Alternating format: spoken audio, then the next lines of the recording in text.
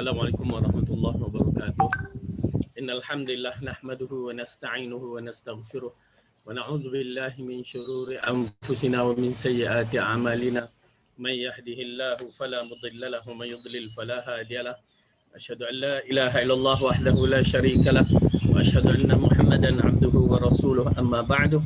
Fa inna khairal kalami kalamullah wa khairal huda huda Muhammadin sallallahu alaihi wasallam. Syarrul umuri muhdatsatuha wa kullu muhdatsatin bid'ah wa kullu bid'atin dhalalah wa kullu dhalalatin finnar. Alhamdulillah, kita rafa'kan syukur kita kepada Allah Subhanahu wa taala yang menghidupkan kita, yang masih lagi memberikan kita kekuatan dan kesihatan agar kita mendapat mencari amalan-amalan seterusnya, menambah siri amalan-amalan terbaik untuk kita mempersembahkan amalan kita kepada Allah Subhanahu wa taala pada hari yang mana ianya tidak memerlukan amalan melainkan memerlukan ganjaran pahala yang perlu kita perolehi dari muka bumi. Jadi insya-Allah mudah-mudahan di antara amalan-amalan yang kita cari atau kita miliki ialah dengan cara menuntut ilmu, dan ini di antara ulama mengatakan ia di antara perkara yang terbaik dalam siri kita menuntut ilmu. Kerana apa? Kerana kita mencari kebenaran, mengenali Allah dengan cara menuntut ilmu. Oleh kerana itu Imam Bukhari rahimahullah membabkan satu bab dalam kitab hadisnya, Sahih Bukhari, bab al-ilmu qabla al-qaul wal-amal. Ilmu sebelum berkata-kata dan sebelum berbuat. Jadi betapa pentingnya ilmu untuk kita mengetahui sebelum kita berkata-kata dan sebelum kita berbuat mesti ada. Mesti clearkan diri kita supaya kita menghadap Allah dalam keadaan alhamdulillah kita mengenal pencipta kita dengan sebaik-baik kenalan. Jadi insya-Allah mudah-mudahan Allah berikan kekuatan kepada kita untuk kita terus dalam siri amalan kita dan dalam siri kerja buat kita dalam keadaan diredai oleh Allah Subhanahu wa taala. Kita masih lagi dalam bab kitab Tibbul Qulub, kitab klinik penyakit hati ataupun perubatan hati, yang mana kita berada muka surat 222 bahagian yang ke nombor 2. Kita dalam tajuk besarnya ke-6, bergantung selain Allah membahayakan di dunia dan di akhirat. Pertama, bahaya bergantung kepada selain Allah. Yang kedua, bahaya bergantung kepada dunia. Sudah tentu barang siapa yang bergantung kepada dunia memang hatinya akan terpaut, dan kita dah terangkan pada pelajaran yang lepas tabiat dunia. Tabiat dunia dia akan lari. Tabiat dunia dia tidak akan datang. Bila kita kejar dia, tetapi bila kita kejar dia, dia akan lari. Dan kita akan terkejar-kejar sampai mati kita. Tetapi tabiat akhirat, ya, Allah suruh kita kejar.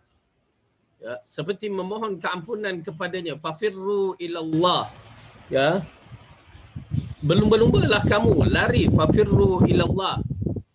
Dalam ayat yang lain, sabiqu ila maghfiratin min rabbikum, ya, berlumba-lumbalah kamu untuk mencari keampunan kepada Allah. Kalau fafirru ilallah, berkejar-kejar ataupun berlarilah bersungguh-sungguh, ya, untuk mendapatkan keampunan dari Allah Subhanahu wa taala. Jadi bila kita mencari keampunan, insya-Allah tuan-tuan dan puan-puan, kaedah dosa ni, ya, kaedah dosa ni, kalau kita cari kalau kita melakukan dosa besar lalu kita beristighfar kepada Allah, kembali kepada Allah, tabiat dosa besar itu dia akan hilang. Itu dosa besar. Kalau dosa besar kita pandang berat dan kita lari, kita cuba tinggalkan dan kita tinggalkan dan kita beristighfar, dosa yang besar itu akan terus hilang, insya-Allah, dengan sifat Tuhan kita yang Maha Pengampun. Berbandingkan dosa kecil, ya, kita nampak dosa kecil tapi kita memperlecehkan, tidak mahu beristighfar, tidak mahu melakukan penghapusan dosa, maka tabiat dosa ini dia akan membesar. Jadi oleh kerana itu jangan pandang remeh kepada dosa kecil dan beristighfarlah dengan dosa besar. Okey. Jadi di sini kita melihat bahaya bergantung kepada dunia. Jiwa kita bergantung kepada dunia dan tabiat dunia dia tidak kekal. Bila kita bergantung pada sesuatu yang tidak kekal, ianya akan hilang. Oleh kerana itu kita kena bersungguh-sungguh untuk bergantung kepada yang maha kekal. Orang yang mencintai dunia tidak terlepas dari tiga hal yang pasti susah selama-lamanya, akan payah dan kerugian yang tidak habis-habisnya. Okey, maksudnya orang yang bergantung mencintai dunia tidak lepas, pertama pasti susah. Kedua, selama-lamanya akan payah. Yang ketiga, kerugian yang tidak habis-habis. Hal itu dikarenakan orang yang mencintai dunia ketika mendapat sesuatu maka ia kemudian mempunyai hasrat untuk mendapat hal seatasnya. Seperti yang dikatakan dalam hadis, sekira manusia mempunyai 2 lembah berisi emas, nescaya dia akan mencari yang ketiga. Okey. Ini tabiat manusia satu dan dunia dua. Ya.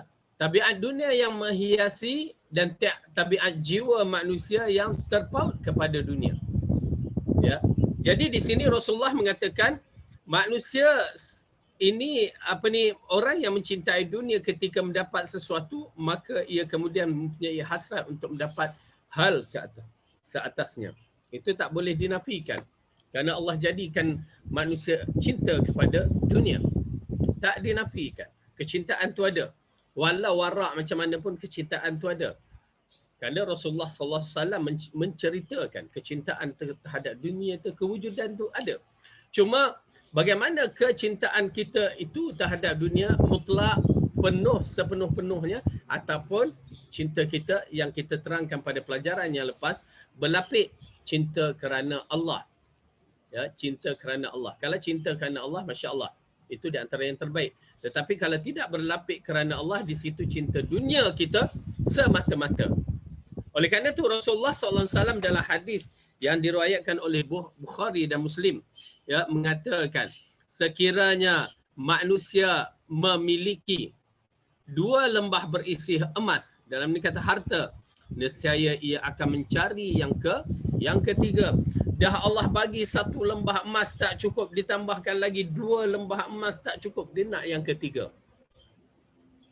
Masyhur hadis ini yang mana selain bila Allah mengatakan mereka tidak, Rasulullah mengatakan mereka tidak berhenti mencari, mengharapkan benda-benda yang lebih banyak, dan akhirnya sampai ke dalam kubur juga baru mereka terhenti. Dengan arti kata lain, sifat tu, sifat mencarikan ke dunia, kepada dunia, lafaz Rasulullah kata manusia.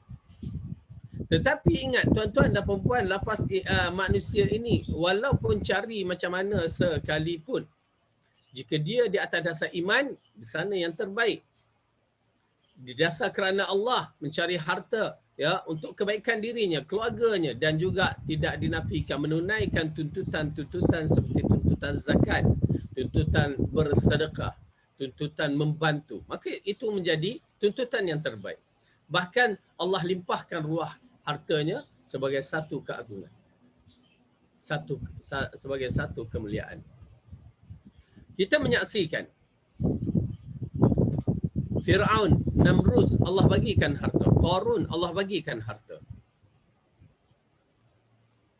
Berbandingkan dengan lelaki-lelaki yang agung seperti Nabi Nabi Sulaiman alaihissalam, Nabi Daud, yang dikatakan kekayaannya melimpah ruah, ya, raja. Dan Allah bagikan kekuatan kepada para sahabat seperti Uthman ibn Affan, Abdul Rahman ibn Auf.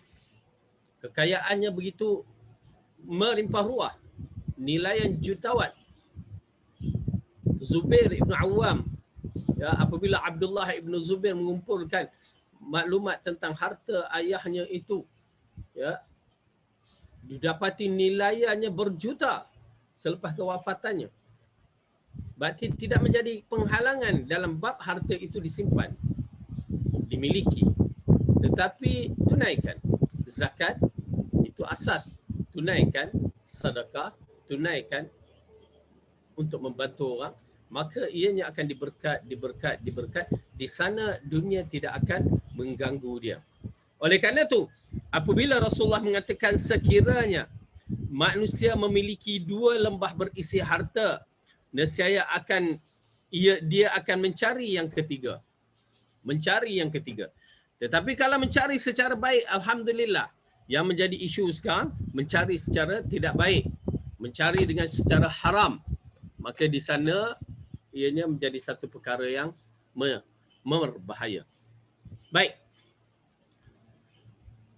Ibn Qayyim mengetengahkan Nabi Isa memberi perumpamaan orang yang mencintai dunia dengan orang yang meminum arak.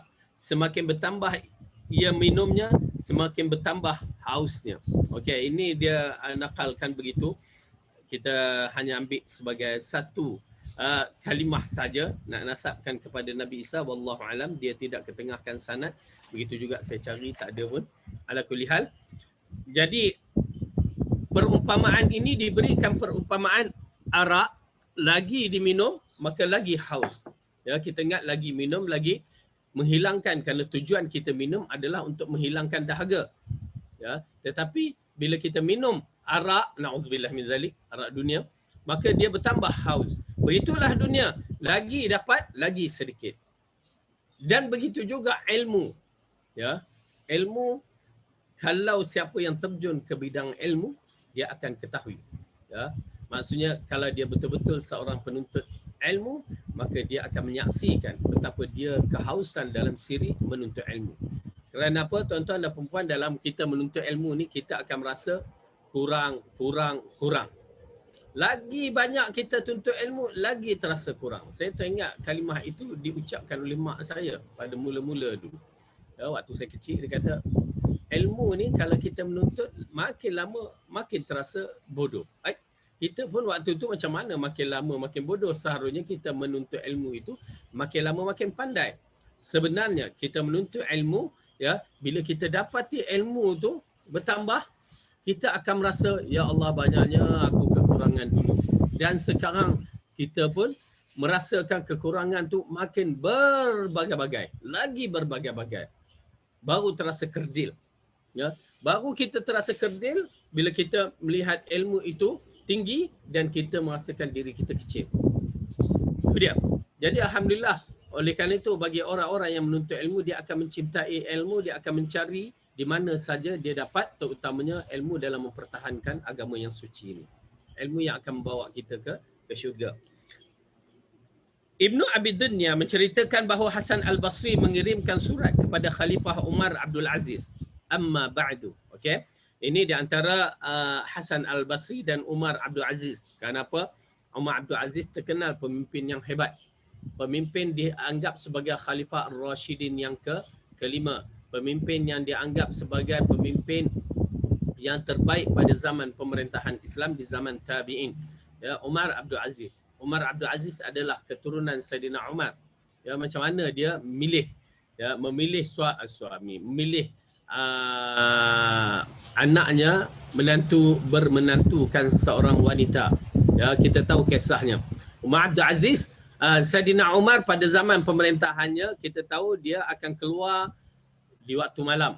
Ya, dia akan keluar di waktu malam, terutamanya 1/3 akhir malam tu, selepas mungkin bertahajud apa semua, dia akan keluar untuk melihat keadaan rakyat dia macam mana. Ya, itu dia kehebatan Amirul Mukminin yang berada di Madinah, keluar tengah malam. Ya, selain dia dikenali seorang yang tahajud, ya, qawwam, qiyamul lail yang begitu panjang. Lepas tu dia banyak membantu orang, dan satu hari dia berjalan-jalan, ya, berjalan-jalan di dalam Madinah tu. Itu yang kita dengar, dia mendengar budak-budak menangis kan. Dia tanya kepada tu, kenapa menangis, mana bapaknya kan. Akhirnya Saidina Umar sendiri yang bawa gandum dari tempat simpanan kerajaan Madinah, dan dia sendiri masak, dan dia sendiri, ya, yang menyiapkan untuk kanak-kanak tu. Selepas wanita itu mengatakan Umar akan bertanggungjawab depan Allah, dia tak kenal Umar yang bertanya di depan dia. Kenapa Umar mengarahkan jihad, suami aku mati, anakku ini tidak dibela, ya, tidak dijaga. Umar rasa bersalah sangat. Dan begitu juga satu hari Umar berjalan di akhir malam, Berjalan, tiba-tiba dia dengar ya dua orang bergaduh, bertengkar. Dengan mengangkat suara, dia pergi dekat. Kenapa? Dia akan memerhati apa yang berlaku. Bila dia dengar wanita itu, dua orang wanita iaitu mak dan anaknya sedang bertengkar, dia perhatikan apa yang dikatakan. Rupanya mereka bertengkar berkaitan dengan susu. Si maknya seorang peniaga. Lalu dia kata, wahai anakku, isikan air dalam susu. Bila isikan air dalam susu, maksudnya susu dah tidak pure originalnya. Campur. Macamlah zaman sekarang, madu ditambah air gula. Ya, penipu, orang yang makan, orang kencing manis, nak sihatkan kencing manis, sudahnya bertambah teruk.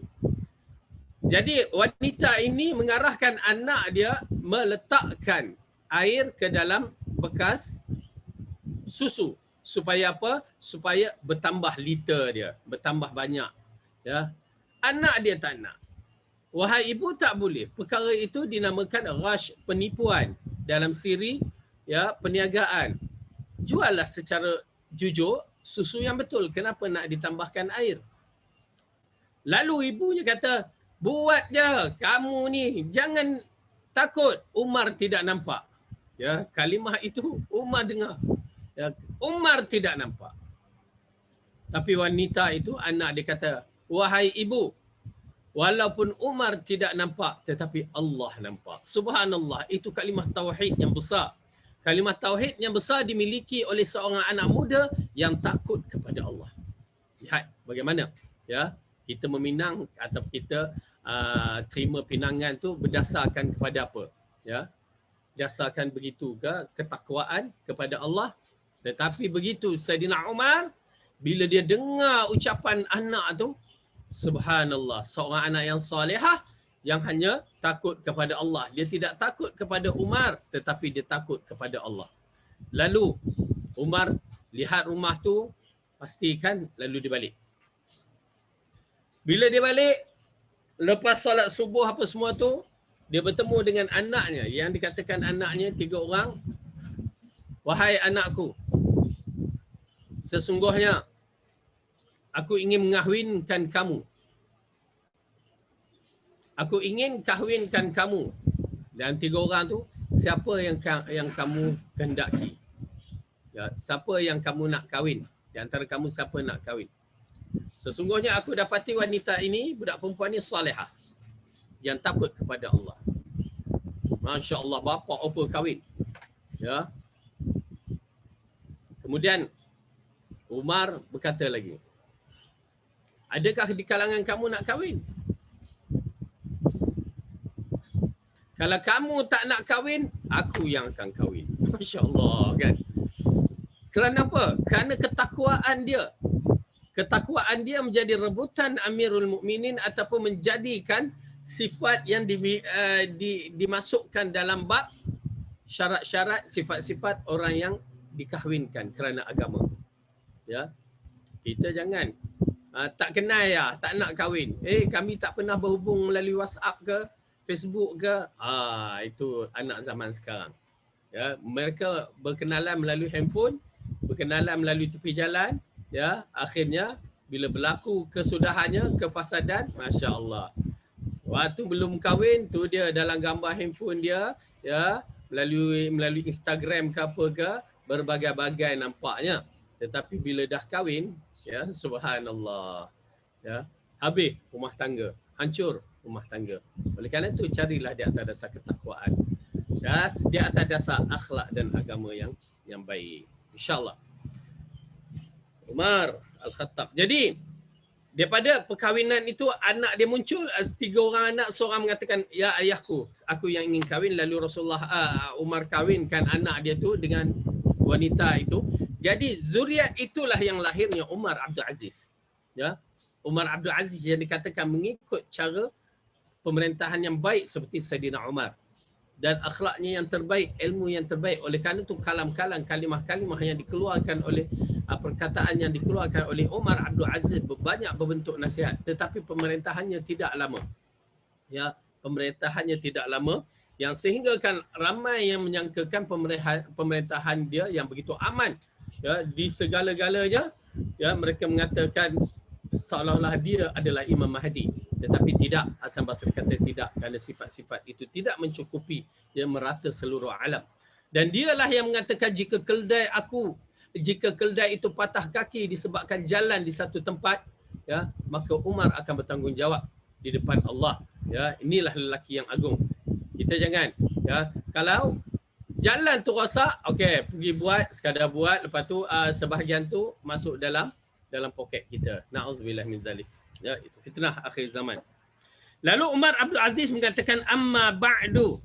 Ya, amma ba'du itu di antara kaedah-kaedah orang Arab berbicara dalam surat ataupun dalam siri khutbah. Amma ba'du. Amma ada pun ba'du selepas itu maksud dia. Bukan amma ba'd. Bukan tu. Amma ba'du. Okey. Wahai Amirul Mukminin. Sesungguhnya dunia adalah rumah persinggahan, bukan rumah tinggal selamanya. Adam diturunkan ke dunia dari syurga sebagai hukuman atasnya. Maka berhati-hatilah. Okey, kalimah yang cantik dari Hasanul Basri. Hasan Basri adalah seorang lelaki yang soleh. Ya, tapi ramai yang menggunakan cerita-cerita palsu terhadap kisah Hasan Al-Basri. Namun begitu, dia lelaki yang soleh. Basri itu dikaitkan dengan Basrah, Hasan Basri. Okey, dia merupakan di antara tabi'in yang besar. Tabi'in yang besar. Dalam masa yang sama, hadis-hadis yang sampai kepada riwayatnya kadang-kadang kebanyakan yang mursal. Dan Hasan Al-Basri ini, ia menasihatkan Amirul Mukminin Umar Abdul Aziz dengan ucapan, wahai Amirul Mukminin. Ini di antara adab-adab sebagai seorang ulama terhadap pemerintah.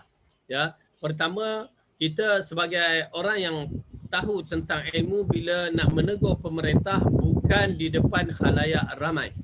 Bukan pemerintah saja, siapa-siapa pun tidak suka ditegur di khalayak ramai.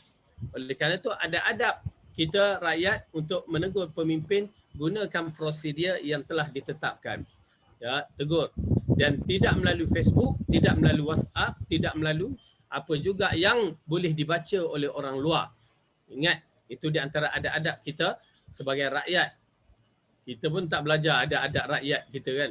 Ada anak-anak dengan mak, ada mak dengan anak, kita pun tak pernah belajar. Okey, tetapi ini di antara adab yang perlu kita ketahui, ya, kenapa adab ini berbahaya. Salah dia akan menjadikan kita golongan-golongan yang khawarij, golongan yang tidak betul caranya.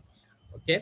Jadi cara menegurnya adalah dengan cara yang betul, kerana pemimpin kedudukan dia lain. Dia tidak suka dihina di depan orang ramai.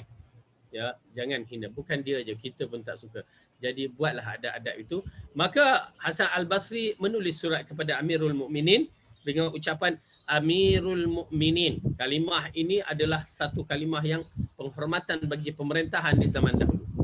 Jadi selagi tidak melanggari syarak, maka kita dibenarkan untuk mengucapkan kalimah yang baik ini. Seperti duli tuanku. Okey, ataupun duli baginda, duli yang maha mulia baginda tuanku. Okey, boleh dibenarkan. Cuma kalimah maha itu kita tidak meletakkan kalimah itu maha seperti maha suci Allah, ya, sebagai penghormatan saja. Baik. Wahai Amirul Mukminin, sesungguhnya dunia adalah rumah persinggahan. Rumah persinggahan. Okey, rumah persinggahan, bukan rumah tinggal selamanya. Ini perumpamaan yang Rasulullah sallallahu alaihi wasallam bagi tahu kepada Ibnu Umar, kun fid dunya ka'annaka gharibun aw abirus sabil. Okey, jadikan kamu di dunia ini sebagai seorang yang asing ataupun Ibnu Sabil. Dan dalam hadis yang lain juga Ibnu Umar yang menceritakan kita ini seperti di dunia seperti kita singgah di sebatang pokok, yakni RNR. Kita nak balik ke Ipoh misalnya, kita akan singgah RNR Tapah ke RNR Tanjung Malim ke. Maka itulah perumpamaan kita, ya, yang singgah sebentar saja di dunia. Kita takkan duduk kat RNR tu ya bertahun-tahun, takkan. Kita hanya duduk dalam masa yang singkat sahaja, paling kurang hanya untuk melepaskan penat ataupun melepaskan rehat kita sejam 2 jam. Ya, lepas tu kita akan balik. berangkat terus ke destinasi.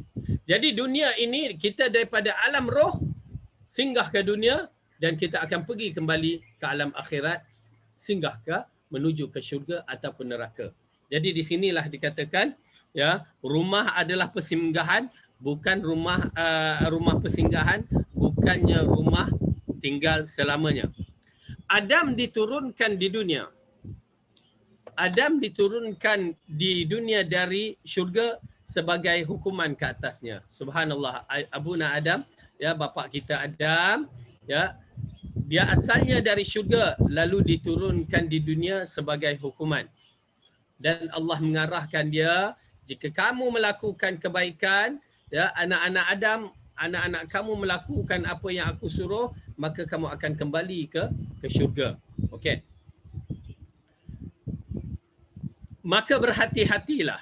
Maksudnya berhati-hatilah wahai Amirul Mukminin, kerana apa? Jika seorang nabi yakni Adam pun Allah hukumkan begitu, maka siapa kita? Sesungguhnya bekal dunia akan ditinggalkannya dan orang kaya di dunia adalah orang yang miskin di akhirat. Di setiap masa ada pembunuh kerana dunia. Dunia menghinakan orang-orang yang mengagungkannya dan menjadi fakir orang yang mencarikannya. Okey, kalimah yang baik, yang cantik yang dikatakan, sesungguhnya bekal dunia akan ditinggalkannya. Maksudnya apa yang kita cari di dunia, ya, memang kita akan tinggalkan. Yang disebutkan dalam hadis, apa yang harta kamu ada 3. Pertama, apa yang kamu pakai. Apa juga baju apa semua tu, kereta itu adalah harta kamu.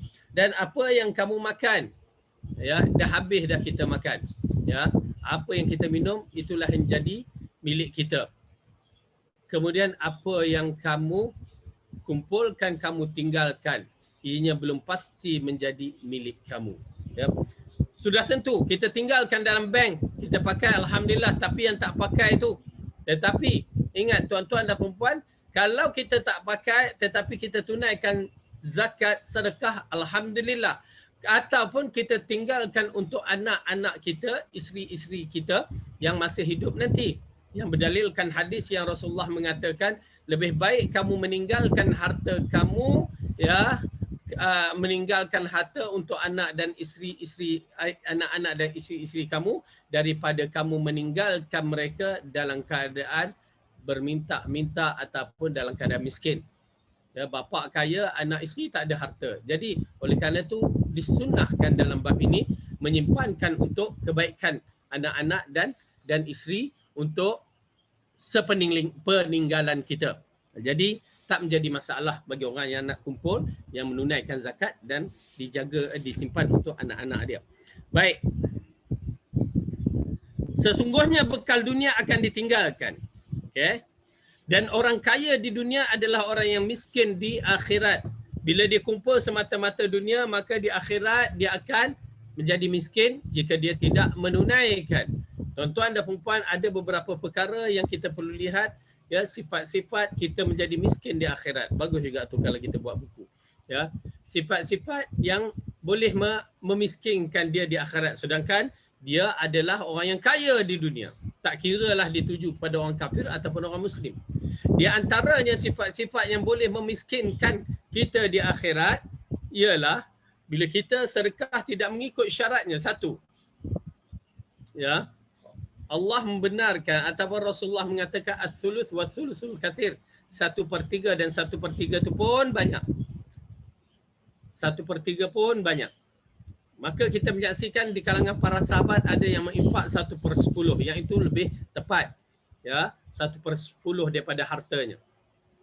Baik. Datang seorang hamba Allah, aku nak infak semua untuk agama. Salah. Ya.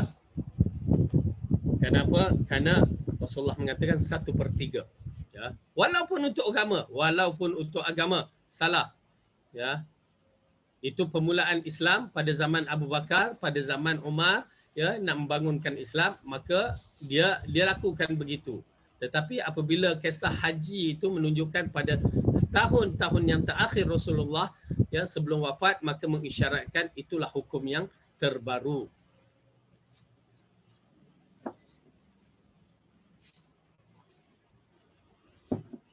Baik. Yang kedua di antara yang menyebabkan dia miskin apabila dia tidak ikhlas di dalam siri beramal ataupun bersedekah, maka dia tidak ikhlas. Ada unsur riak. Habis.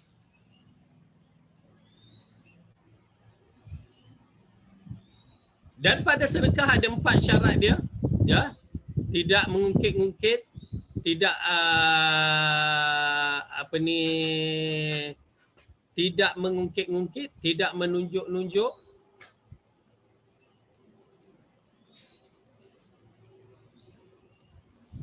La tubtilu sadaqatikum bil manni wal adha kalladhi yunfiqu malahu ria'an nasi wa la yu'minu billahi wal yawmil akhir. Okey.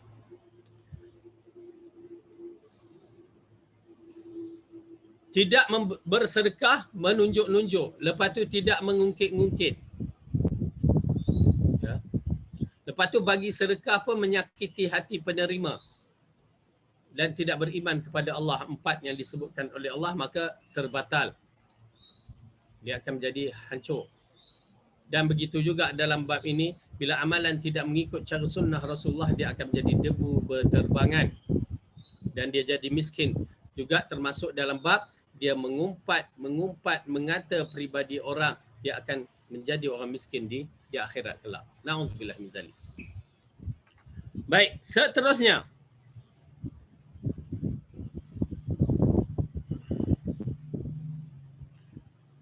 Di setiap masa ada pembunuh kerana dunia. Ya, maksudnya berebut-rebut dalam urusan dunia sehingga seorang anak sanggup mematikan mak dan ayahnya kerana semata-mata bab berkaitan dengan dunia. Seorang anak sanggup bergaduh dengan ibu dan ayahnya semata-mata kerana dunia. Seorang anak ya sanggup melakukan perkara yang tak baik di antara adik-beradik semata-mata disebabkan dunia. Maka itulah kedudukan dunia yang disebutkan.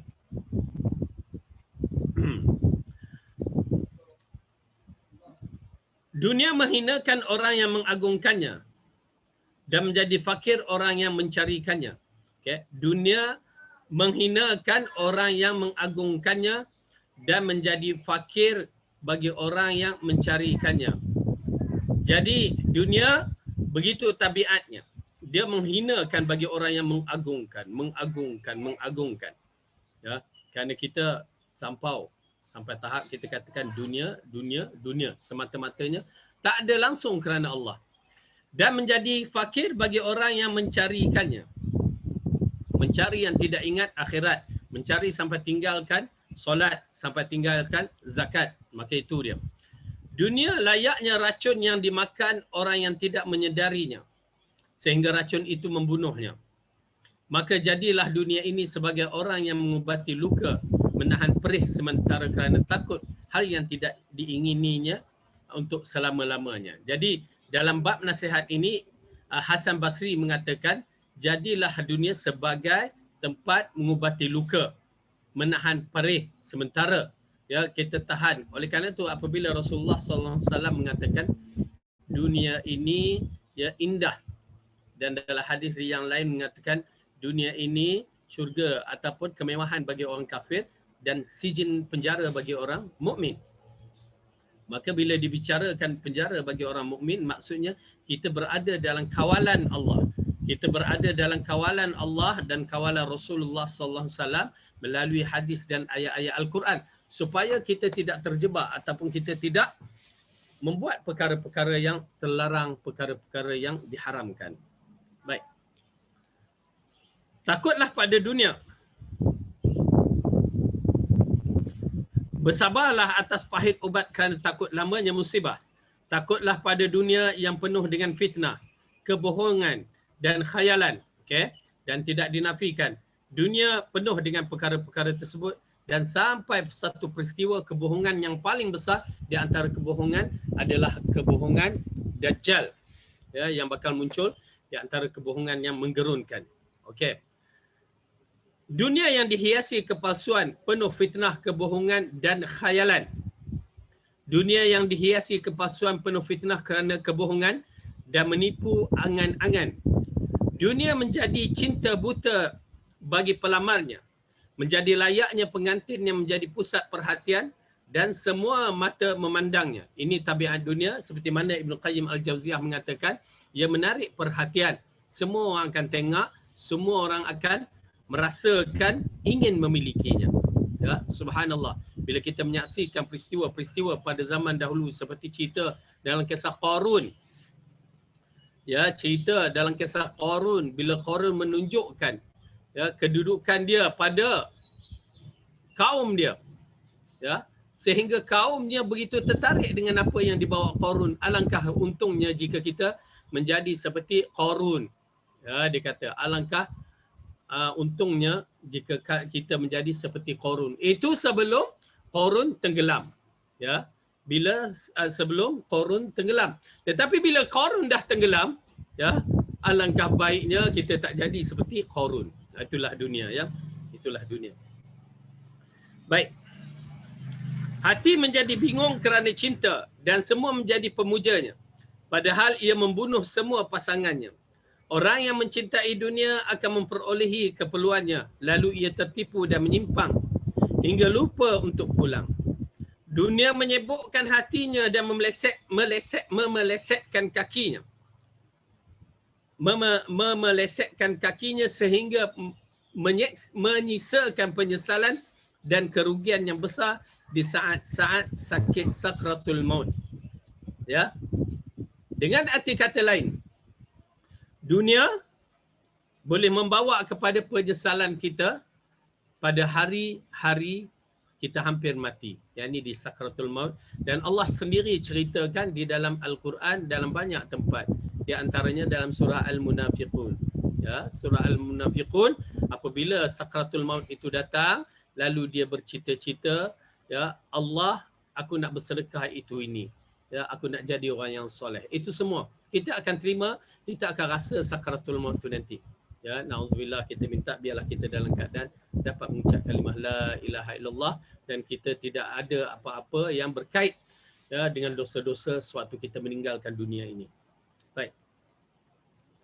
Dan apa penyesalan? Penyesalan ya, sehingga kan dikatakan hari selepas kematian itu adalah hari penyesalan, sehingga berada di akhirat sendiri pun mereka dah menyesal. Ya, kenapa aku jadikan dia sebagai kawan? Kenapa aku begini? Kenapa aku begini? Ya, subhanallah.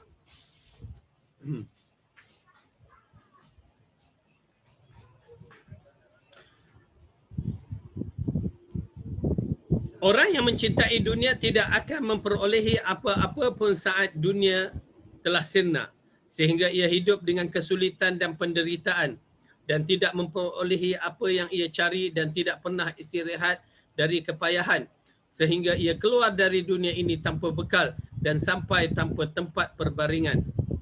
Jadilah orang yang gembira berada di dunia namun takut dengan apa yang ada padanya.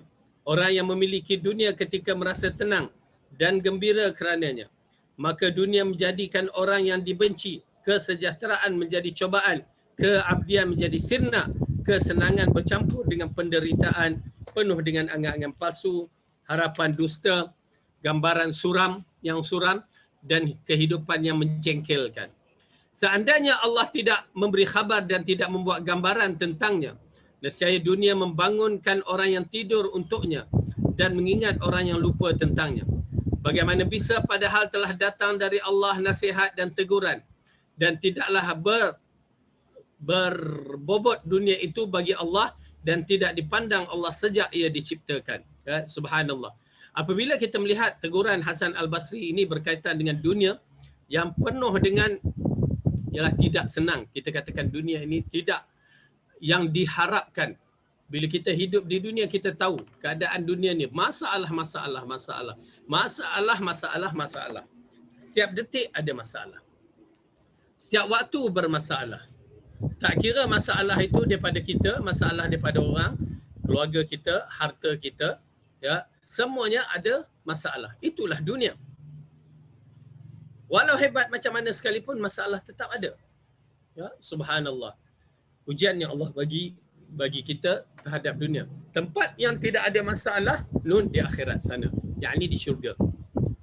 Selain daripada itu, bermula di dunia sampai di mahsyar, sampai di titian sirat, sampai di qantarah, semuanya ada masalah.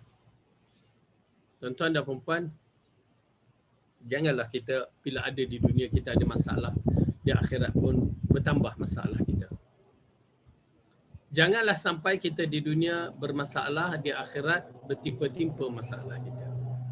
Elakkan. Ya, biarlah dunia ini masalah, tetapi di akhirat kita akan mendapat perjalanan yang lancar. Itu yang kita harapkan. Supaya kita tidak jadi seperti orang-orang yang kaya di dunia, miskin di akhirat. Ataupun yang paling menjadi bala, orang yang miskin di dunia, miskin di akhirat. Na'udzubillah min dzalik. Ya, miskin di dunia, miskin di akhirat. Apa pun dia tak dapat. Na'udzubillah. Baik.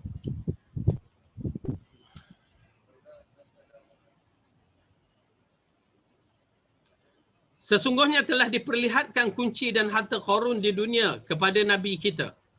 Dan hal itu tidak mengurangi darajat mereka sedikit pun di sisi Allah. Nampak dunia Allah tunjuk kepada Nabi dan Nabi tidak berminat. Ya, subhanallah. Ya, kerana dia tahu kedudukan di akhirat adalah satu kedudukan yang besar. Maka dia ingin memiliki akhirat. Kemudian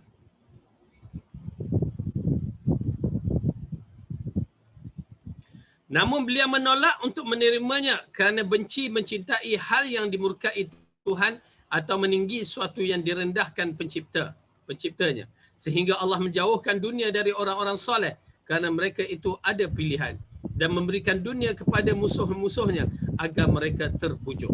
Ya, seperti mana yang Allah gambarkan dalam kisah Musa. Yang Allah ceritakan bahawa Musa mengatakan, "Ya Allah, engkau telah memberikan kekayaan kehebatan kepada Fir'aun." Sedangkan Nabi Musa sedikit pun tidak memiliki.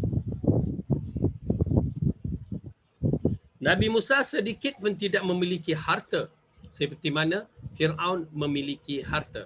Ya, subhanallah. Ya, jadi ini di antara perkara yang agak menarik.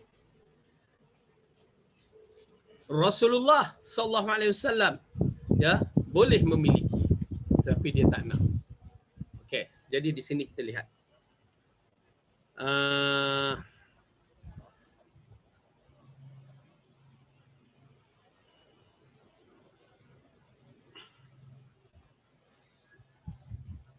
Mereka terbujuk oleh dunia dan menyangka mereka mampu memperolehnya dan merasa mulia dengan dunia.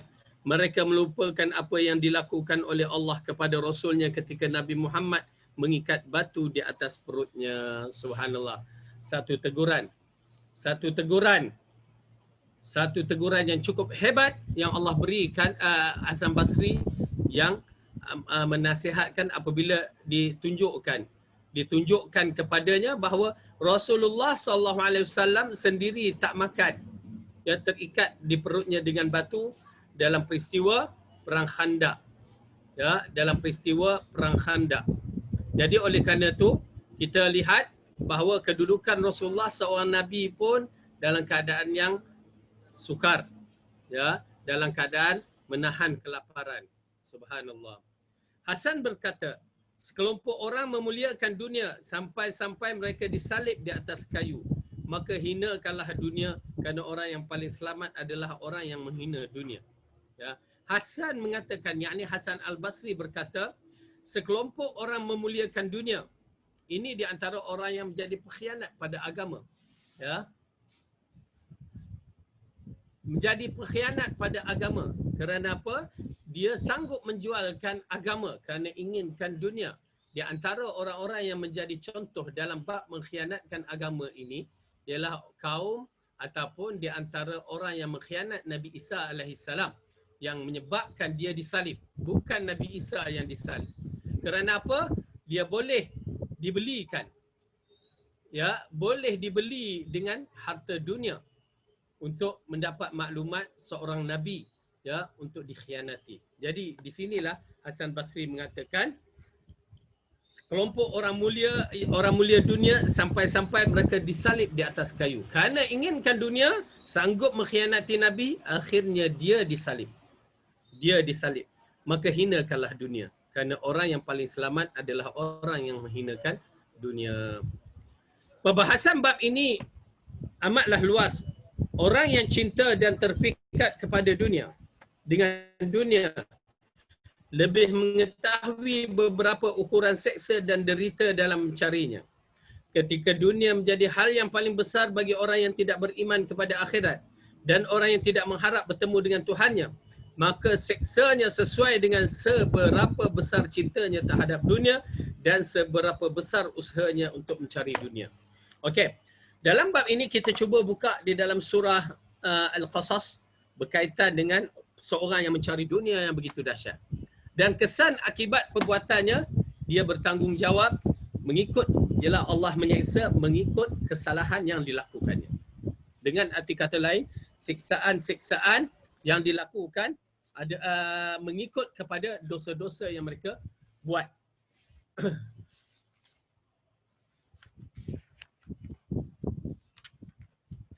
Cuba buka surah Al-Qasas, surah yang ke-28. Surah Al-Qasas, surah yang ke-28. Juzuk 20. Okey.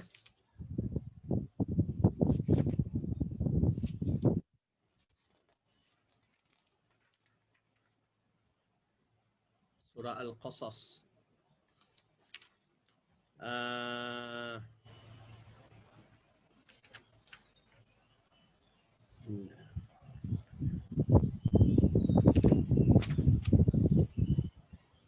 Ayat yang ke-76. Baik, ayat yang ke-76. Jumpa. Muka surat 394. Surah Qasas. Surah yang ke-28. Juzuk yang ke-20. Ayat yang ke-76. Muka surat 393. A'udzubillahi minasyaitonirrajim. Jadi, kita kupaskan berkaitan dengan kisah ini seperti mana yang Hasan Al-Basri mengatakan, ya, supaya kita lihat bagaimana mengikut siksaan. Allah menghukum seorang itu mengikutkan apa yang mereka lakukan. Jadi kalaulah Qarun sampai begini tahapnya, berarti jiwa dia begitu jahat sehingga akan meletakkan dunia ke puncak segala-galanya. Okey, kita lihat. A'udzu billahi minasyaitonir rajim.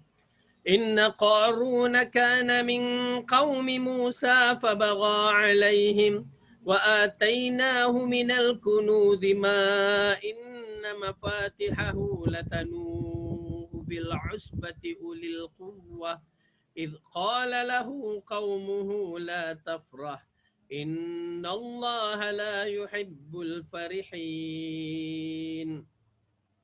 Sesungguhnya Qarun adalah termasuk kaum Musa.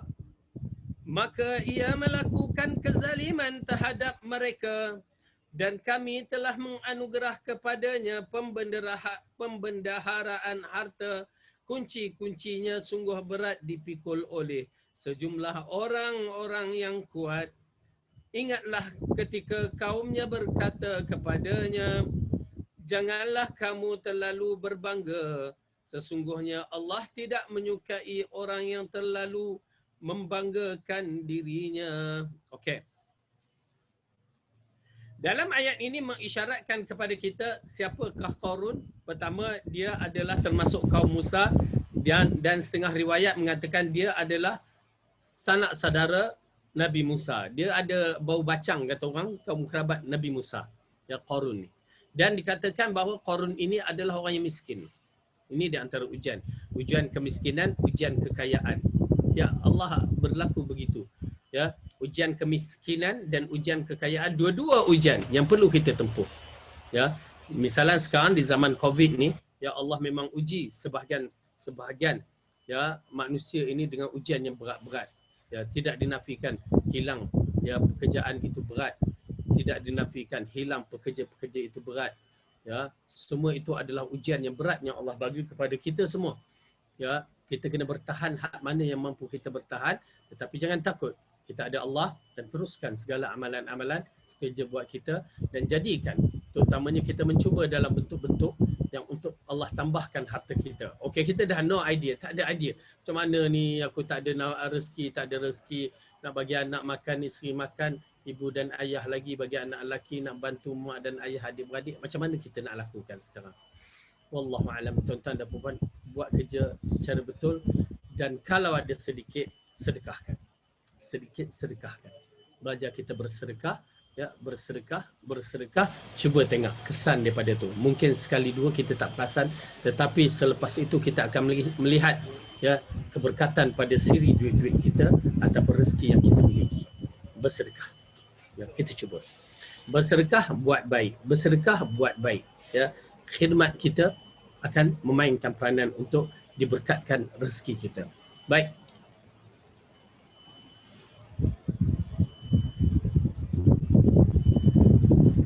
Kemudian Allah mengatakan, okey, dalam ayat ini sesungguhnya Qarun termasuk kaum Musa, dikatakan kaum kerabat Nabi Musa, maka ia melakukan kezaliman terhadap mereka. Apakah kezaliman itu? Ulama tafsir mengatakan kezaliman itu tidak mahu bayar zakat. Okey, tak mahu bayar zakat. Okey, kemudian dan kami telah anugerahkan kepadanya pembendaharaan harta. Ya, harta ini emas, dalam bentuk emas. Ya, satu bentuk yang besar. Kunci-kuncinya sungguh berat dipikul oleh sejumlah orang-orang yang kuat. Masya Allah. Ini satu perkara yang cukup mengagumkan kita tentang kedudukan Qarun. Bukan kaya sebarang kaya, kemuncak kekayaan. Kalaulah kunci-kunci yang dibawa oleh jumlah orang yang besar, ya, orang yang banyak, gedung dia tu, gedung emas, gedung emas, gedung emas. Masya Allah. Bukan rumah emas, gedung. Berarti simpanannya terlalu banyak, emas, emas, emas, emas, emas, emas. Ya. Orang yang bawa kunci itu bukan seorang. Kita kalau baby bawa pun boleh lagi. Emas pun tak ada mana pun. Kan? Tetapi yang membawa, yang dibawa oleh kunci-kunci oleh penjaga emas, pengawal emas ni, orang-orang beberapa orang. Ya, berarti banyak. Subhanallah. Lalu kaumnya mengingatkannya, lalu mengatakan, janganlah kamu berbangga, jangan takabur. Apa juga kehebatan kita, apa juga kebolehan kita, mesti dilapikkan dengan izin Allah. La haula wa la quwwata illa billah. Tidak ada sesuatu pun yang mampu melainkan dengan izin Allah. Jadi harta tu nak datang pada kita dengan izin Allah. Kekuatan yang datang pada kita dengan izin Allah. Bukan aku boleh. Yes, aku boleh. Tak. Kita tak boleh, tuan-tuan dan perempuan, sehingga kan nak menyuap air dalam mulut pun tidak boleh sebenarnya. Tak mampu kalau tanpa izin Allah. Ya, berapa ramai orang yang nak makan pun dah tak boleh. Walaupun pada waktu itu dia masih lagi mempunyai gigi yang kuat. Berapa ramai yang boleh kekayaannya bertimbun, tapi nak tidur tak boleh. Ni anak mata ni tak boleh nak turun, tak boleh nak turun. Ya, nak tidur pejam pun tak boleh. Ya, melainkan dengan izin Allah. Oleh kerana itu, bila kita dilaungkan hayya 'alas solah, hayya 'alas solah, hayya 'alal falah, apa kita sebut? Ya, la haula wala quwwata illa billah. Berarti kekuatan untuk melakukan solat ni tak ada. Tak mampu kita lakukan melainkan dengan izin Allah. Bagi mereka yang rajin solat, ingat, alhamdulillah, pertama syukur kepada Allah, Allah bukakan hati kita. Dan jangan kita pandang pula orang yang tak solat tu dengan pandangan yang tak baik, doakan bagi mereka. Okey, baik. Lepas tu Allah mengatakan, wabtaghi fi ma ataka Allahu ad-daral akhirah wa la tansa nasibaka minad dunya wa ahsin kama ahsana Allahu ilaik wa la tabghil fasada fil ard innallaha la yuhibbul mufsidin. Dan carilah pada apa yang telah dianugerahkan Allah kepadamu kebahagiaan negeri akhirat, dan janganlah kamu melupakan bahagianmu dari kenikmatan duniawi, dan berbuat baiklah kepada orang lain sebagaimana Allah telah berbuat baik kepadamu, dan janganlah kamu berbuat kerosakan di muka bumi, sesungguhnya Allah tidak menyukai orang yang membuat kerosakan. Okey. Tuan-tuan dan perempuan, dalam ayat ini jelas kepada kita, ya, apa yang Allah katakan, bahawa carilah kehidupan dunia ini yang Allah anugerah kepadamu untuk negeri akhirat. Dimulakan untuk negeri akhirat, bukan untuk dunia. Ya. Berarti kita lakukan untuk akhirat, kita lakukan untuk akhirat. Alhamdulillah, itu yang saya katakan, bila kita mengucap kalimah la ilaha illallah, kita adalah manusia akhirat. Manusia yang kalau beramal, insya-Allah beramal baik, Allah akan bagi pahala. Dan kita tak beramal pun, kita duduk diam bernafas ini pun masih lagi dikategorikan mendapat ganjaran pahala. Ya, kedudukan itu berpahala kerana kita sebagai seorang Muslim. Berbandingkan orang kafir, walaupun dia hidup bersedekah banyak mana sekalipun, bina masjid sekalipun, dia tak akan dapat apa-apa.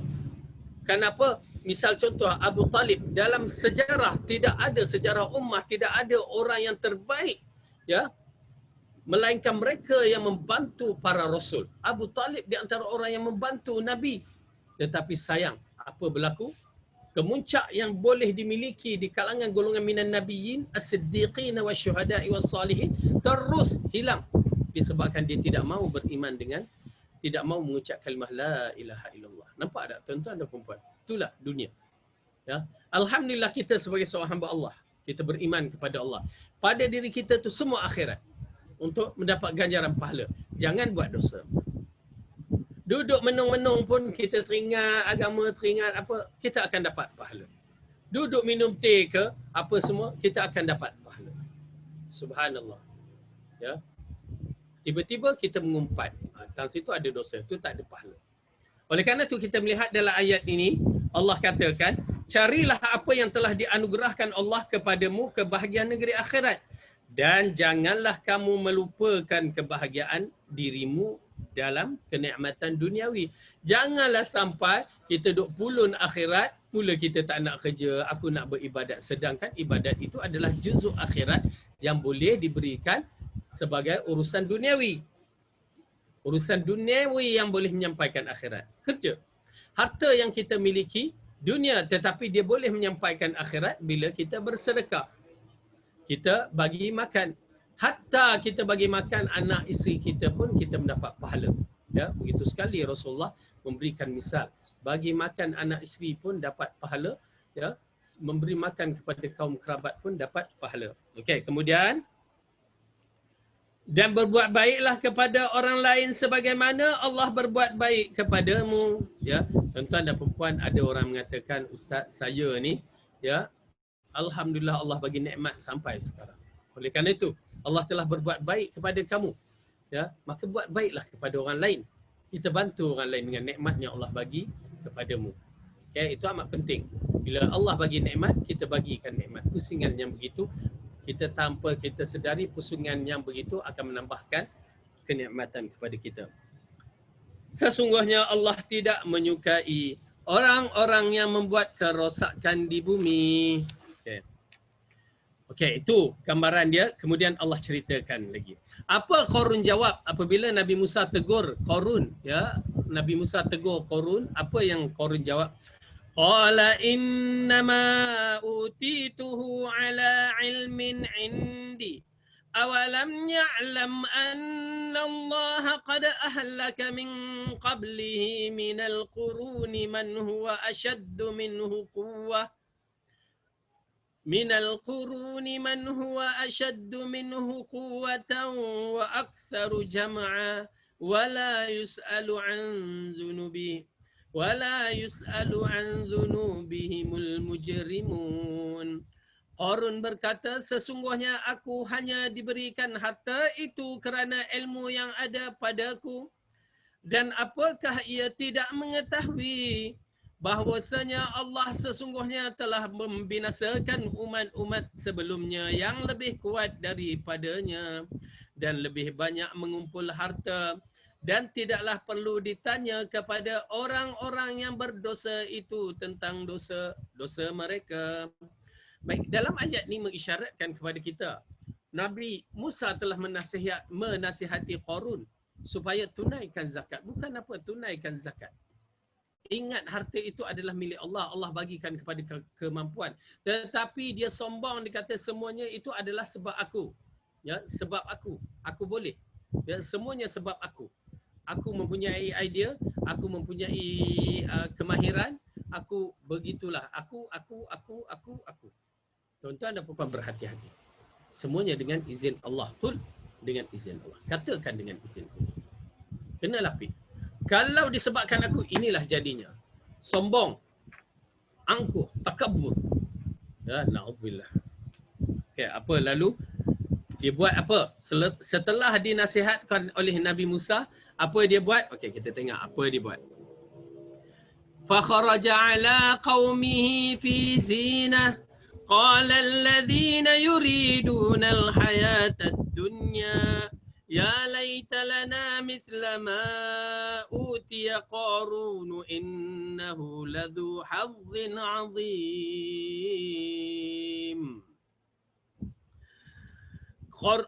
Maka keluarlah Qarun kepada kaumnya dalam kemegahan.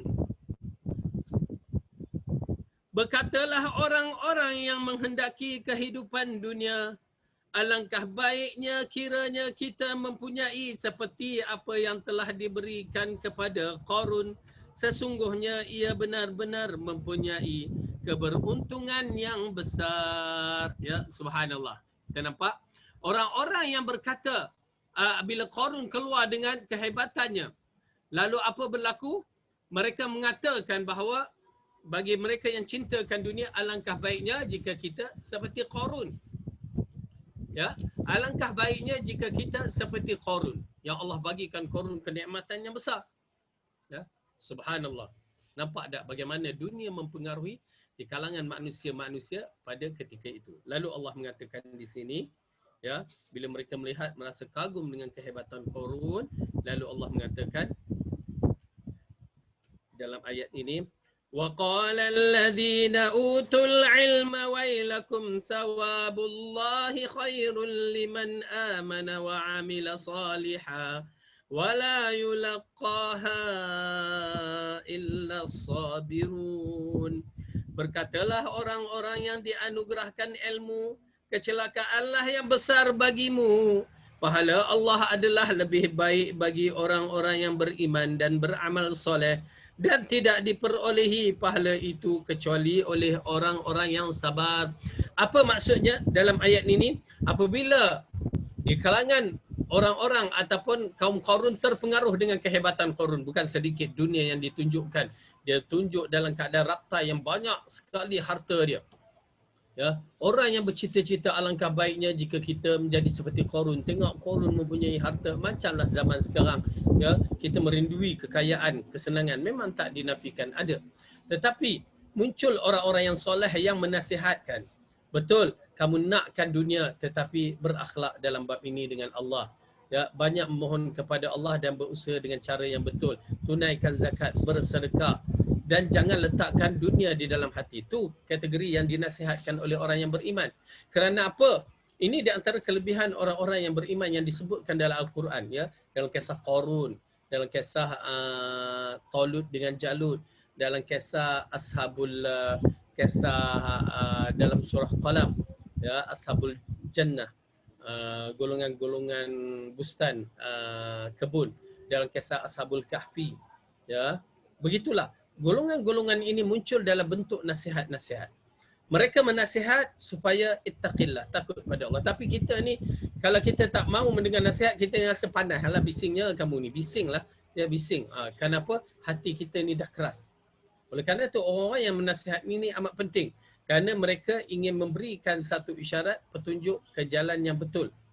Ya, supaya kita jangan tenggelam. Bayangkan kalau dia tak nasihat kepada orang-orang ni, mungkin orang-orang ni akan menjadi pengikut Qarun pada ketika itu. Kalau dibagikan pilihan, kamu nak siapa, nak ikut siapa, mereka akan pilih ikut Qarun. Okey, ikut Qarun. Apa berlaku? Allah ceritakan. فَخَسَفْنَا بِهِ وَبِدَارِهِ الْأَرْضَ فَمَا كَانَ لَهُ مِنْ فِئَةٍ يَنْصُرُونَهُ فما كان له من فئة ينصرونه من دون الله وما كان من المنتصرين. Maka kami benamlah Qarun beserta rumahnya dan ke dalam bumi. Maka tidak ada baginya suatu golongan pun yang menolongnya terhadap azab Allah. dan tiadalah termasuk orang-orang yang dapat membela diri. Nampak tuan-tuan dan puan-puan apa berlaku? Kerana terlampau sombong, seolah-olah mengisyaratkan dialah Tuhan yang memiliki harta segala-galanya. Dia tengok kaumnya tak ada apa-apa, lalu dia sombong dengan angkuh, dia membawa raptai ataupun kumpulan dia sambil membawa harta ditunjukkan kepada orang ramai pada ketika itu.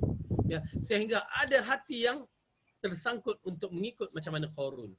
Bayangkan, yang pergi, ada yang pergi, tetapi ada yang 50-50 nak ikut ke tidak, nak dengar orang soleh cakap ke tidak, 50-50. Tetapi orang yang beriman tetap teguh dengan pendiriannya.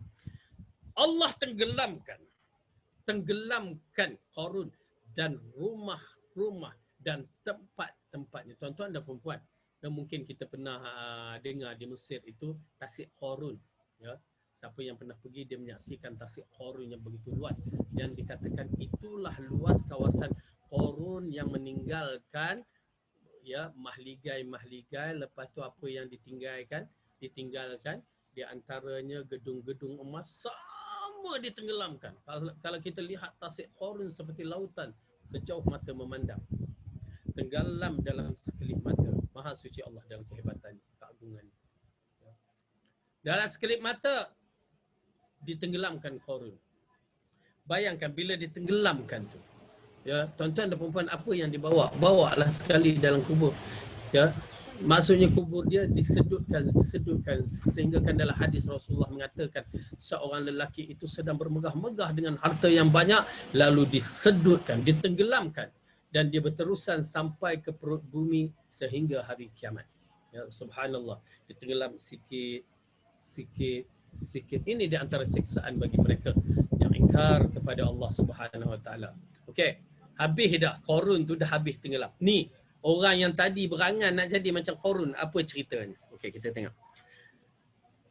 Wa asbahal ladzina tamannaw makanahu bil amsi يقولون وَيْكَأَنَّ اللَّهَ يَبْسُطُ الرِّزْقَ لِمَنْ يَشَاءُ مِنْ عِبَادِهِ وَيَقْدِرُ لَوْلَا أَمَّنَّ اللَّهُ عَلَيْنَا لَخَسَفَ بِنَا وَيْكَأَنَّهُ لَا يُفْلِحُ الْكَافِرُونَ. Dan jadilah orang-orang yang kemarin bercita-cita merindui kedudukan Qarun itu berkata, ya, orang-orang yang dulu Allah bestnya kalau jadi Qarun. Sekarang apa dia kata? Aduhai, benarlah Allah melapangkan rezeki bagi siapa yang dia kehendaki daripada hamba-hambanya dan menyempitkannya. Kalaulah Allah tidak melimpahkan kurniaannya atau rahmatnya ke atas kita, benarlah kita ditenggelamkannya pula. Aduhai, benarlah tidak beruntung orang yang mengingkari nikmat Allah. Nampak ada?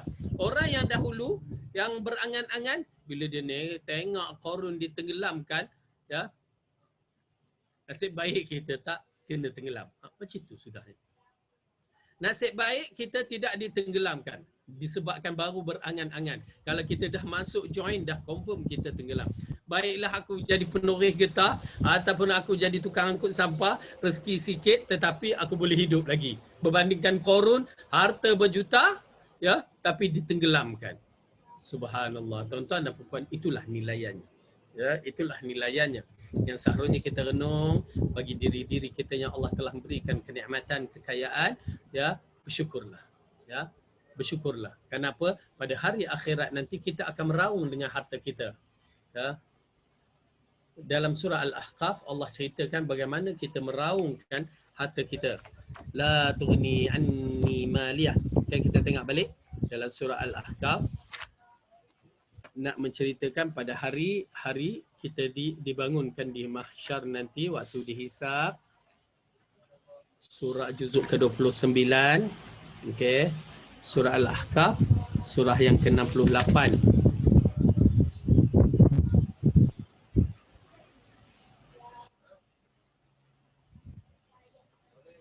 Okey, jumpa. Surah ke-29 juzuk ke-29 surah ke-69. Muka surat 567. Okay, ayat dia ayat yang ke-25 kita mulakan. Ini di antara yang berkaitan dengan harta yang kita akan menyesal. A'udzu billahi minasyaitonir rajim. Ayat 25. Wa amma man utiya kitabahu bishimalihi fayaqulu ya laitani lam uta kitabiyah wa lam adri ma hisabiyah ya laitaha kanatil qadiyah ma aghna anni maliyah halaka anni sultaniyah.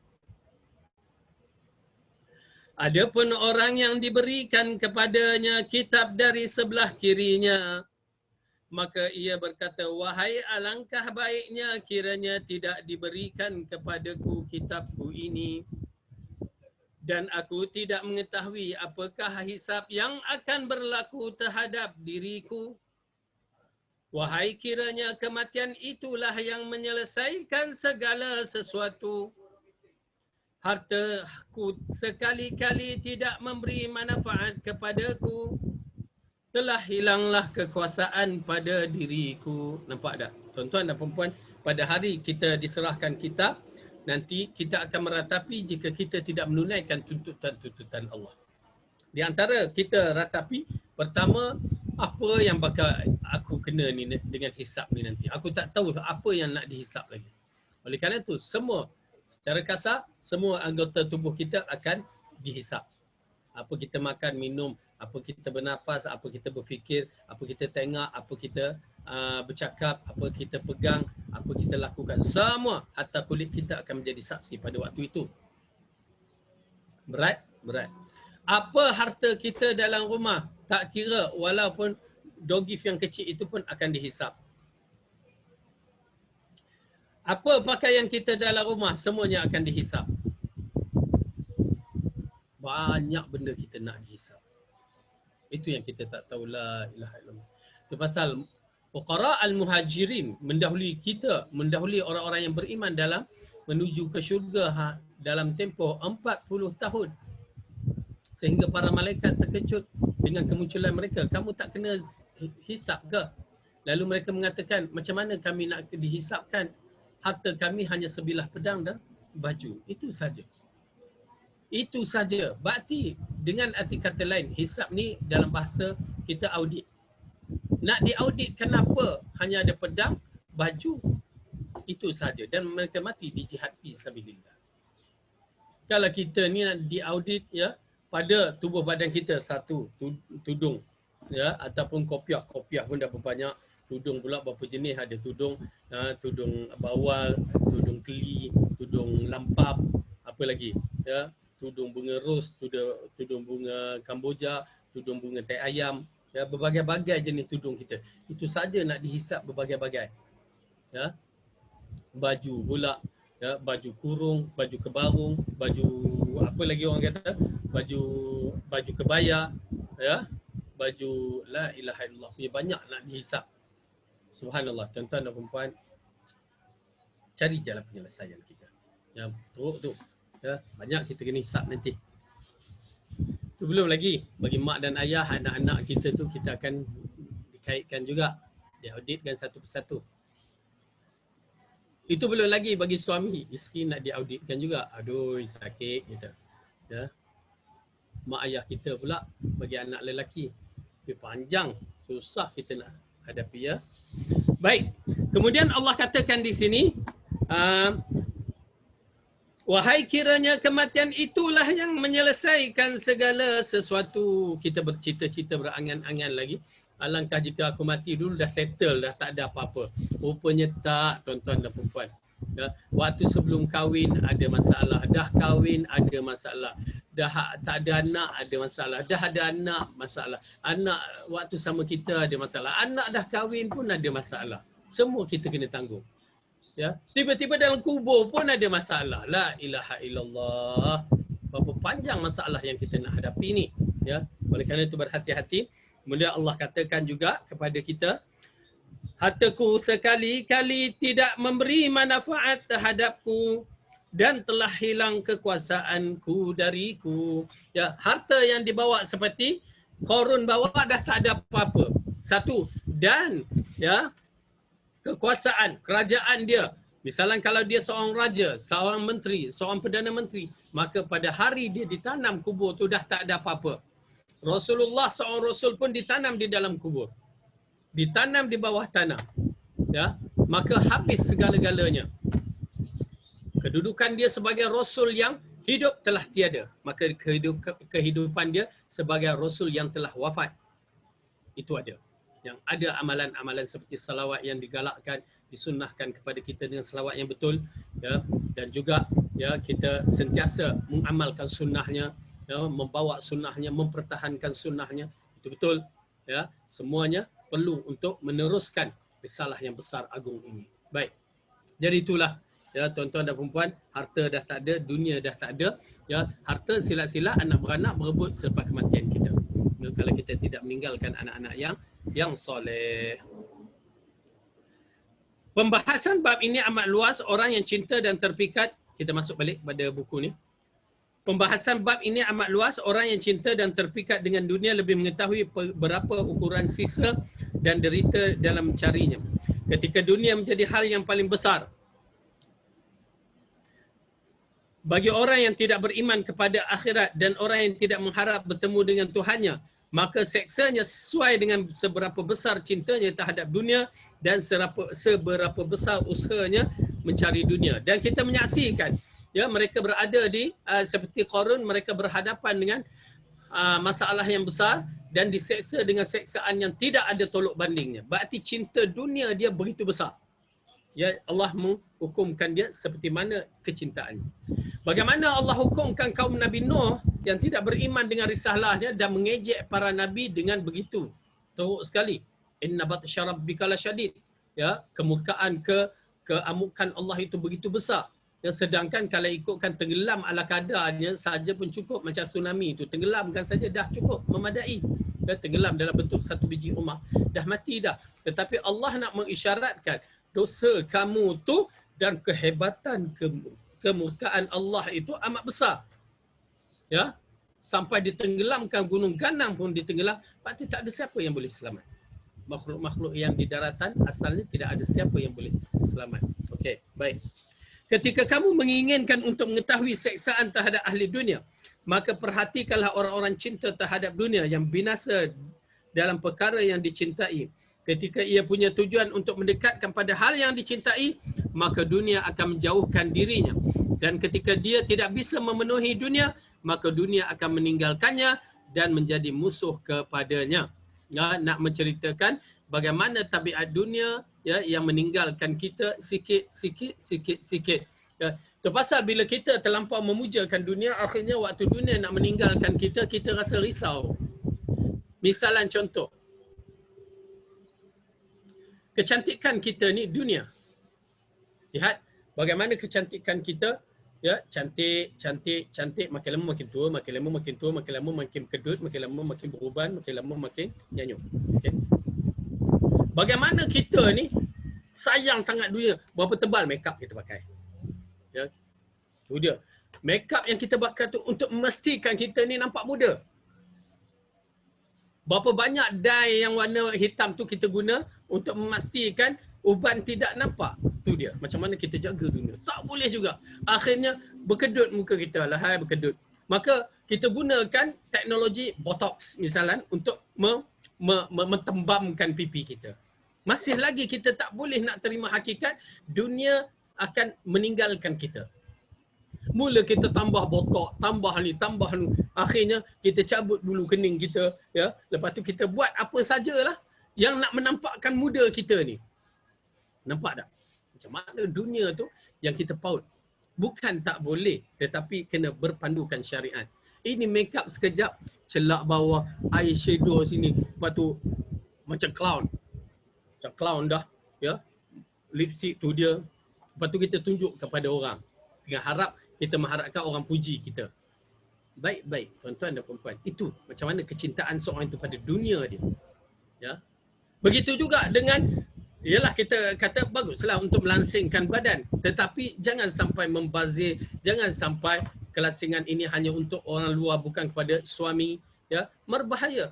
Memang kita ni alhamdulillah suami bagi makan untuk kita sihat, gede bab. Ya, makin lama makin gedempot. Okeylah tu. Tapi kita jaga badan kerana apa? Kita takut orang kata, kamu ni mah gemuknya, kan? Kita takut kata yang begitu. Tapi adakah kita mengambil berat tentang amalan-amalan kita untuk dipertingkatkan? Ya, amalan untuk menjaga hati suami, amalan untuk menjaga amalan soleh kita, amalan solat kita yang terjaga pada awal waktu. Jaga tak? Amalan ingin mengikut muslimah di zaman Rasulullah ataupun ummahatul mukminin. Ada tak? Ataupun mengikut para sahabat zaman Rasulullah, ada tak? Oleh kerana itu tuan-tuan dan puan-puan, dunia dan akhirat kita yang akan dapat menilainya. Orang tak lain tak dapat menilai. Ya. Kadang-kadang masya-Allah ya, Allah berikan nikmat mereka pergi ke spa yang wanita-wanita ni. Boleh kata berkali-kali ya dalam tempoh seminggu untuk kecantikan. Cantik, baik. Tetapi tuan-tuan dan puan-puan, perempuan ya, untuk siapa spa tu? Itu diambil kira. Kalau untuk cik abang di rumah suami kita, keluarga kita, alhamdulillah. Tapi kalau nak tunjuk pada pada orang ramai, pada kaum lelaki ataupun nak dimunculkan dalam Facebook, ittaqillah, takut kepada Allah. Kecantikan kamu bukan untuk dijajakan di situ. Kecantikan kamu adalah untuk suami kamu dan untuk dipersembahkan kepada Allah sebagai amalan soleh. Baik. Jadi itu dia. Hati-hati. Bukan tak boleh make up lah pula. Nanti kata tak boleh make up Ustaz. Ya. Saya ni nak akan kecantikan. Okey, boleh, tak apa. Malah cantik itu dituntut oleh syarak kan pada wanita-wanita untuk melayankan suami dia, menjaga hak suami dia. Ni takkanlah balik-balik suami dia tengok mah pakai bergetang dada, orang kata apa? Berkemban. Ya. Waktu keluar macam pramugari, tapi masuk dalam rumah macam bau kari. Mana maunya? Okey. Pakailah cantik. Kan? Itu pasal kaedah-kaedah ni pakai cantik untuk dalam rumah. Pakai luar ala kadar je. Ya, penting tu. Ya. Pakai cantik dalam rumah untuk suami. Barulah suami kata Allah tak jadi naik kapal terbang hari ni, kita duduk dalam rumah je. Ya. Nak tengok isteri dia yang pakai cantik. Ya. Subhanallah. Baik. Kemudian kita habiskan sedikit lagi. Ia beserta hal yang dicintai berada pada kehidupan yang susah. Ia lebih memilih mati dan bukan lagi lain kerana dunia yang dicintai sedikit setianya dan kebanyakan tidak berharga, namun banyak yang mencarinya. Serta kerana dunia cepat berganti, besar khianatnya dan banyak tidak pastinya. Orang yang mencintai dunia tidak akan aman dirinya dan hartanya. Ia tidak akan sabar bila ditinggalkan dunia. Ia tidak akan menemukan jalan yang menyenangkan yang dapat menghiburkan dan mententeramkannya. Serta tidaklah ada hubungan yang bertahan lama baginya. Seandainya tidak ada seksaan bagi pecinta dunia kecuali keinginan akan dunianya yang tidak sesaat, nescaya hal ini cukuplah sebagai seksaan baginya. Yakni seksaan maksud di sini macam kita ya, macam kita. Waktu Covid ni kita dikurung pada peringkat awal, yang kedua ni kita tak terasa sangat. Yang awal, orang yang begitu sentiasa keluar, dia tertekan, stres, tension. Tak dinafikan. Sampai ada yang sanggup, kita tengok dalam kes ini, selama 200 lebih bunuh diri. Ya, stres dengan Covid sampai tak boleh bekerja. Ya, stres, tertekan. Itulah konsep dunia. Dunia bila dia nak tinggalkan kita, kita dah mula stres, tertekan. Kenapa aku berjadi begini? Kenapa begini? Kenapa begitu? Kenapa muka aku berkedut? Kenapa aku ditinggalkan? Kenapa harta? Dia jadi begitu. Ini yang dimaksudkan. Cukup dengan perasaan itu menyebabkan kita tertekan, itu seksaan. Ya, memang tidak nafikan. Bila kita dah rasa tertekan, itulah seksaan. Kita lihat dunia ingin meninggalkan kita, itulah seksaan. Ya, oleh kerana itu tuan-tuan dan puan-puan, jangan letak dunia pada diri kita. Okey, baik. Kita lihat lagi. Bagaimana tidak ketika terhalang dari kenikmatan dunia, maka ia terseksa dengan apa yang dinikmatinya sesuai dengan kadar kenikmatan yang menyibukkannya. Dia mencari bakal kebaikan akhirat, dia mencari bekal kebaikan akhirat di hari kiamat. Okey. Disebabkan itu ada hikmah-hikmah yang terkandung yang kita tahu bahawa Allah kurangkan sesuatu itu untuk kebaikan kita. Hikmah dia untuk kita kembali kepada Allah. Allah jadikan kita dalam keadaan kesusah payah untuk kita kembali berlatih dalam meninggalkan dunia. Kerana sifat dunia itu ya makin lama makin pudar. Tuan-tuan dan puan, saya bagikan peringatan untuk diri saya dan kita semua. Kita dulu hidup di zaman kecil. Di zaman kecil, bilalah nak besar. Bila kita berada di zaman besar, kita disibukkan dengan urusan dunia. Sehingga pada hari ini kita berada di antara kemuncak zaman kehidupan kita. Kemuncak zaman kehidupan kita. Nampak perubahan berlaku dari baby, kanak-kanak, remaja, dewasa dan kita berada di alam tua misalnya. Wallahualam kalau ada orang muda mendengar, alhamdulillah. Kita berada di alam tua yang mana alam tua ini expired dia yang Rasulullah tetapkan adalah kebanyakan umatku ya. Allah ambil nyawanya pada usia 60 antara 60 70 hijrah. 60 70 hijrah. Jadi Rasulullah 63 tahun. Ya, macam Syekh Abdul Hasan Ali Halabi itu 63 tahun. Dan kita lihat Abu Bakar dan semua dalam lingkungan umur-umur 60 tahun 60 tahun. Imam Syafi'i 54 tahun muda dia meninggal. Ya, tuan-tuan dan puan-puan, kalau kita sekarang ni usia 50 tahun berarti 53 dah lebih kurang, 52 setengah. Kalau usia 60 63 tahun. Lalu pengiraan hijrah 63 tahun. Oleh kerana itu, perjalanan kita begitulah keadaan perjalanan. Dulu muda, sekarang dah tua. Dulu kurus, sekarang gemuk dan akan kembali kurus. Dulu kuat, waktu dulu kuat, sekarang dah mula lemah. Dan tidak boleh dinafikan dan kita akan diwarisi. Kita akan meninggalkan dunia, anak kita mewarisi kita. Ya, dan mereka akan meninggalkan dunia, cucu kita mewarisi. Begitulah tabiat hidup dunia yang kita tak boleh lari. Kita kena terima hakikat bahawa kita akan mati. Bila? Tunggu. Yang paling penting, persiapan kita menjelang kematian kita. Waktu kita dilahirkan, kita dalam keadaan menangis. Orang gembira. Biarkan pada hari kematian kita, kita gembira, orang menangis. Jadikan begitu. Gembiranya kita nak bertemu dengan pencipta kita. Gembiranya kita nak bertemu dengan Allah. Gembira dengan membawa amalan-amalan soleh. Ya, kita tak kisah dah orang nak menangis, menangislah. Sesungguhnya aku membawa diriku kepada Allah dengan amalan-amalan soleh di dunia ini. Aku jadikan dunia sebagai jambatan menuju akhirat. Dan mudah-mudahan Allah terima semua amalan-amalan kita. Dan Allah jadikan kita di antara hamba-hambanya yang terpilih untuk memiliki syurga Firdaus yang dijanjikan untuk kita. Tuan-tuan dan puan-puan, kita nak kembali bersama seperti Nabi Adam kembali ke syurga nanti dan bersama para nabi. Wallahu alam bisawab. Mudah-mudahan Allah terima amalan kita. Allah jadikan kita hamba-hamba yang soleh, hamba yang terpilih. Ya Allah berikan kita pengampunan yang mutlak, menghapuskan dosa-dosa kita yang lalu dengan penghapusan yang menghabiskan, yang membersihkan diri kita untuk layak untuk masuk syurga. Allahumma amin. Wallahu a'lam bissawab. Yang baik itu datang daripada Allah, salah dan silap dari saya sendiri. Aqulu qawli hadza wa astaghfirullahu li wa lakum. Wassalamu alaikum warahmatullahi wabarakatuh. Subhanakallahumma wa bihamdika.